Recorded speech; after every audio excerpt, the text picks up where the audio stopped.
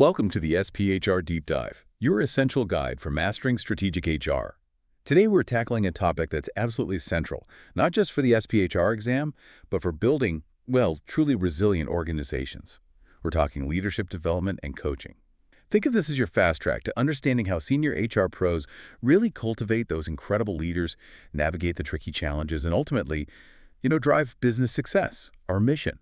To pull out the most critical insights, spark those aha moments, and make sure this info genuinely sticks with you for the exam and for your career. Exactly. Yeah, we'll unpack the strategic pillars, things like high potential programs, executive coaching, effective mentoring, all the big ones. We'll define those key terms you absolutely have to know, shed light on relevant U.S. laws like the Civil Rights Act, ADA, which are critical.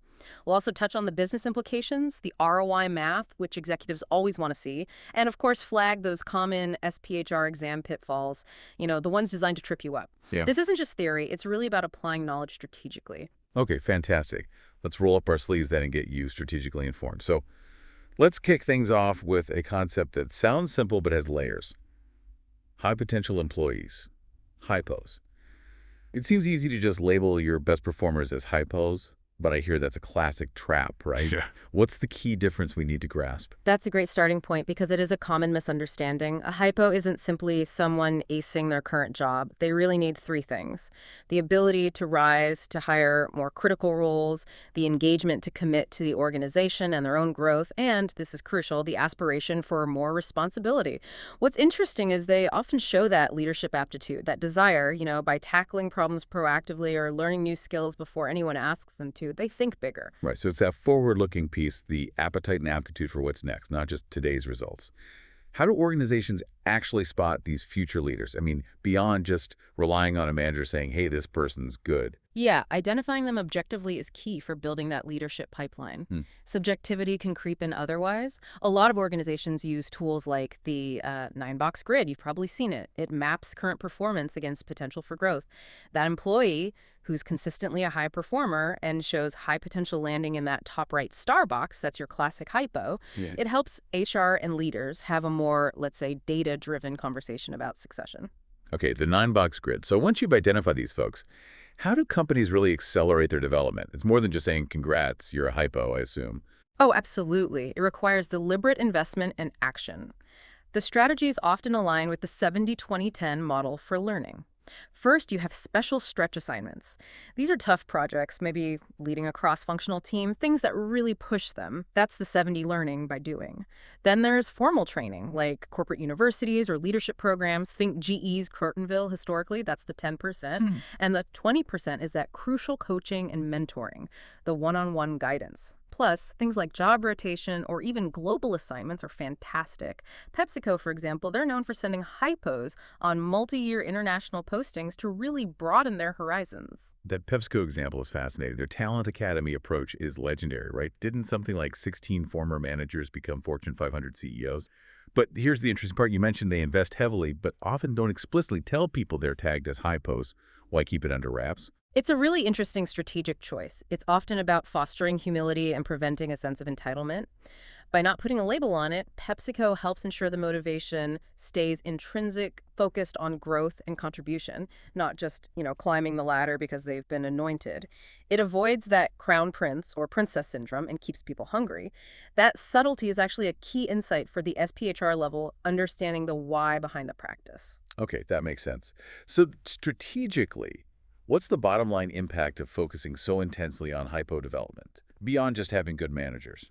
The impact is huge, really. At its core, hypo development is succession planning and risk management. It builds that bench of ready-now leaders, which drastically cuts down on expensive external recruitment. And it boosts retention because talented people see a clear future. Boards definitely care about this. Neglecting your hypos, that can lead to talent drain, instability, especially if key roles suddenly become vacant. It's a long-term strategic play. Got it. Any specific pitfalls or, red flags SPHR candidates should be watching out for on the exam related to hypos? Definitely. Besides that common confusion between high performance and high potential, a massive one is bias, lack of diversity in identification or development. Under Title VII of the Civil Rights Act, you've got to offer these opportunities equitably. Can't discriminate. And the ADEA, the Age Discrimination and Employment Act, means you can't exclude older workers just because of their age. It has to be merit-based. So always ensure your criteria are objective, job-related, and inclusive. The exam will always reward answers that lean toward strategic, compliant, long-term plans. Okay, so we've identified and started developing these hypos, but what about when a more seasoned leader, maybe even hypo themselves, hits a specific behavioral roadblock? That seems like where executive coaching really comes in. What makes it so powerful? Exactly. Executive coaching is a very personalized, very high impact, and importantly, confidential one-on-one partnership. It's designed specifically to help top leaders boost their effectiveness, navigate really tough challenges, and achieve specific, often behavioral goals. Unlike, say, training, which is one-to-many, or mentoring, which is more about advice from a senior figure, coaching is usually a paid, structured engagement with a certified coach. The focus is squarely on behavior change and enhancing performance. And how do they zero in on what needs changing? It can't just be guesswork, right? No, not at all. It's highly goal-oriented, and it often kicks off with 360-degree feedback. This gathers input from, well, all around the leader, their boss, their peers, their direct reports, sometimes even external stakeholders like customers. It provides a really comprehensive, often eye-opening view of their strengths and, critically, their development areas.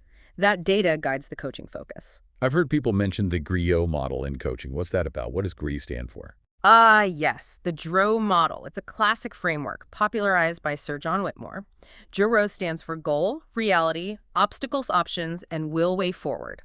It provides a simple but powerful structure for coaching conversations.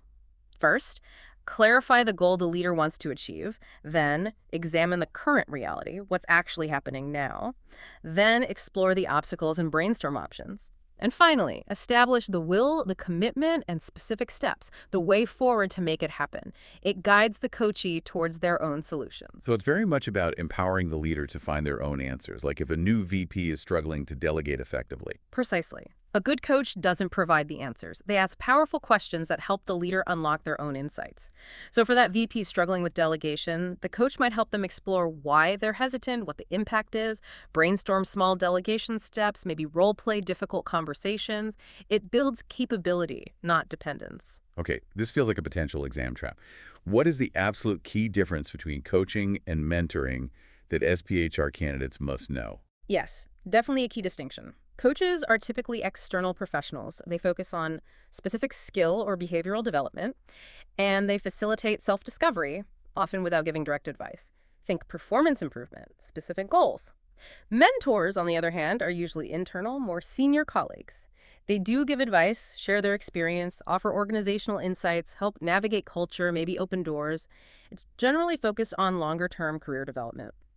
And importantly, coaching is not therapy. It's work-focused, future-focused, action-oriented. Right. And can we actually measure the impact? Convincing the C-suite often comes down to the bottom line. Is there an ROI for coaching? Oh, absolutely. There are many studies on coaching ROI, and the numbers can be quite startlingly high. Yeah. Some analyses report returns upwards of 700%, sometimes even higher, like nearly $8 back for every $1 spent.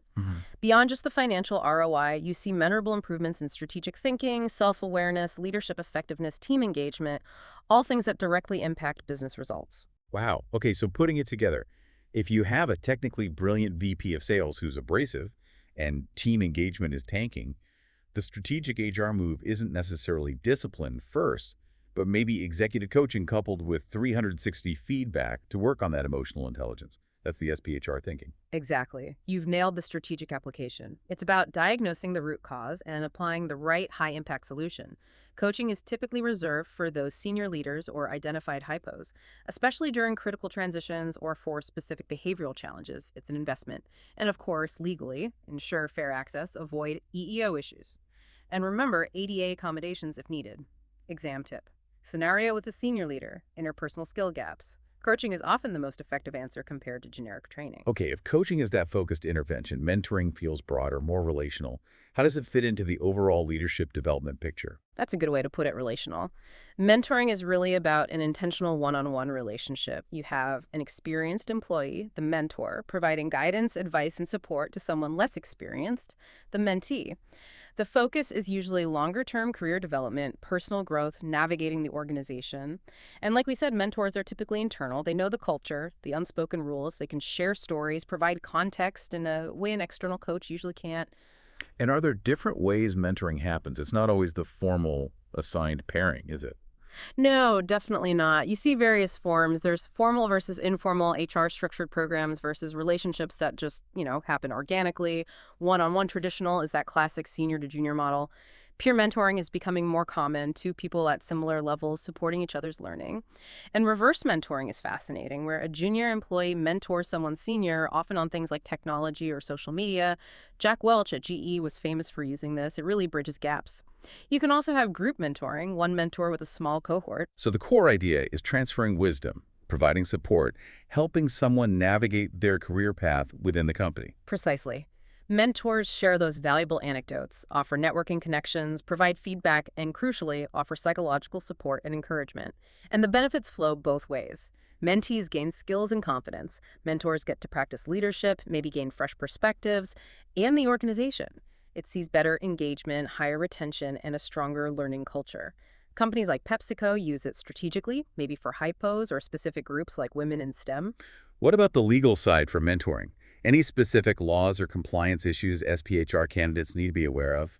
While there aren't specific laws just for mentoring, like there are for hiring, the EEO principles still absolutely apply. You need to ensure equal access to formal mentoring programs for everyone, regardless of race, gender, age, etc., under Title VII and other EEO laws. Avoid any appearance of favoritism or exclusion. It's also best practice to provide some training for mentors on maintaining professional boundaries, confidentiality, avoiding harassment, basically, understanding their role and responsibilities. For the exam, remember the differentiator. Need career guidance, role modeling, navigating the org for a junior person. Think mentoring. Need specific behavior change for a senior exec. Think coaching, skill gap, training. And what can make mentoring programs fail? What are the common pitfalls? Lack of structure is a big one, or lack of real commitment from mentors or the organization. Best practices include training mentors effectively, helping set clear goals for the relationship, and having some light touch monitoring or check-ins. Poor matching can also be a problem, personality clashes or mismatched expectations. So careful selection and preparation are key. And remember, mentoring isn't a magic bullet. It works best when it complements other development efforts, part of that holistic 70-20-10 approach. Now, pulling it all together, as senior HR leaders, our job is to make sure all these efforts, HiPo programs, coaching, mentoring, aren't just happening in a vacuum. They have to be deeply tied into the organization's overall strategy. That's the SPHR level thinking. Right. So how do we make that connection concrete? How do we ensure L&D isn't just a nice to have, but a strategic driver? It really starts with understanding the business strategy inside out. Then you need to. First, enable that strategy. What skills and leadership competencies does the business need to win in the future? Digital skills, innovation, global mindset. L&D must build those. Second, it has to directly support succession planning and risk management. Who will fill critical roles? L&D builds that pipeline, which mitigates risk. Boards pay close attention to this. Third, we must measure the impact on business metrics. Go beyond just counting heads trained. Look at promotion rates of alumni, the diversity makeup of your leadership ranks, improvements in engagement scores, maybe even retention rates in key areas. And fourth, don't underestimate how these programs shape your culture and employer brand. Companies known for developing leaders, your GEs, your PepsiCos, they attract top talent, partly because of that reputation. For global companies, integrating cross-cultural competence is also vital. The exam loves scenarios where you proactively align development, like launching a specific mentoring program to groom leaders for a planned market entry. Okay, strategic alignment is key. Now let's talk compliance again. As SPHR professionals, we absolutely have to ensure these programs are legally sound and ethical. What are the non-negotiables? It's absolutely critical. A good way to remember the core U.S. laws is the mnemonic TAFA. That stands for Title VII, 80, FLSA, and ADEA. Title VII of the Civil Rights Act, no discrimination and development opportunities based on race, color, religion, sex, national origin. Equal access, fair selection criteria, watch out for disparate impact. And remember, the Pregnancy Discrimination Act falls under this too. ADA, the Americans with Disabilities Act. Provide reasonable accommodations for qualified employees with disabilities in training and development. Accessible materials, venues, technology. ADA, the Age Discrimination and Employment Act. Protects those 40 and older. Can't exclude older workers based on age stereotypes. Opportunities must be merit-based. And FLSA, the Fair Labor Standards Act. This one's about pay. If training is mandatory and job-related, non-exempt hourly employees generally must be paid for that time, even if it's outside normal work hours. Big budgeting implication there. TAFA. Got it. Title 7, ADL, FLSA, ADA. Ensures fairness in access, accommodation, age, and pay. Covers the big legal basis. Exactly. And beyond the letter of the law, there are ethical considerations. Things like maintaining confidentiality in coaching, avoiding favoritism, making sure development isn't just for the boss's favorites, setting clear expectations. Being in a HiPo program doesn't guarantee a promotion, and ensuring any assessments used are valid and reliable. The exam rewards answers that show HR acting as that ethical guardian. Okay, we've designed the programs, aligned them strategically, made them compliant. Now we need to prove they work. Measurement and ROI are huge for SPHR. What's the key formula we need to know? The big one everyone asks about is training ROI, return on investment. You need to know the formula codes, like ROI percentage, total monetary benefits minus training costs, divided by training costs times 100. So say a program costs $50,000, and you calculate it generated $200,000 in benefits, maybe through increased sales, reduced turnover costs, whatever you can monetize. The net benefit is $200,000 minus $50,000, which is $150,000. Then you divide that net benefit, $150,000, by the cost, $50,000, which gives you 3, multiply by 100, and you get a 300% ROI. That's a powerful number. It's also level 4 in the Kirkpatrick evaluation model. Exam pitfall. Don't forget to subtract the costs from the benefits before you divide by the costs. Common mistake. 300% ROI, that definitely gets attention. Beyond that headline number, what other metrics paint the full picture of leadership development effectiveness? Yeah, ROI is great, but it's not the whole story. You also want to track things like promotion rate or internal fill rate. Are we promoting from within? What percentage of leadership roles are filled internally? HiPo retention rate. Are we keeping the high potentials we invest in? Diversity in leadership. Are our programs actually moving the needle on representation? Bench strength. How many critical roles have identified ready successors, sometimes called a succession coverage ratio? Also, the performance of program alumni. Are graduates actually performing better post-program? And look at broader indicators like employee engagement and turnover trends, often linked to leadership quality. Plus, for coaching, 360 feedback improvements comparing scores before and after can show tangible behavioral shifts. The exam wants you to think about these outcomes, not just activities like number of people trained. Okay, great list of metrics. Before we finish with some memory aids, let's quickly hit those common SPHR exam pitfalls again, specifically for leadership development coaching. What are the main traps to avoid? Right. Knowing these can save you valuable points. First, tactical versus strategic. Always go for the systemic, long-term, strategically aligned answer. Avoid quick fixes or reactive solutions. Second, ignoring legal landmines. Always mentally check against TAFA and general EO principles. Is it fair? Is it compliant? Third, mixing up coaching, mentoring, training, counseling.